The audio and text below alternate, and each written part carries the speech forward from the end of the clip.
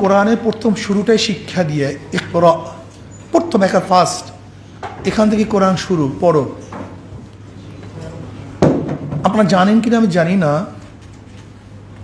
শিক্ষা আলো, আল ইলমু নূরুন, শিক্ষা এক আলো। আলোর থেকে যদি মানুষকে বঞ্চিত রাখা যায় তাহলে যা ইচ্ছা তাই করানো সম্ভব।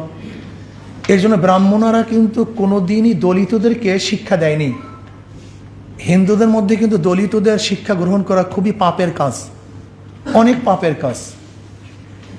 কেন পাপের? এই যে আম্বেদকর যে ভারতের সংবিধান রচনা করছে, সেও কিন্তু দলিত বংশের লোক। সে কিন্তু শিক্ষা প্রতিষ্ঠানে শিক্ষার জন্য ঢুকতে পারেনি। কেন ঢুকতে পারেনি? সে দলিত, এই কারণে। যাই হোক, এই ইতিহাস আমার বলার দরকার নেই। আজকে শিক্ষার নামে কি চলছে আমি সংক্ষেপে বলবো।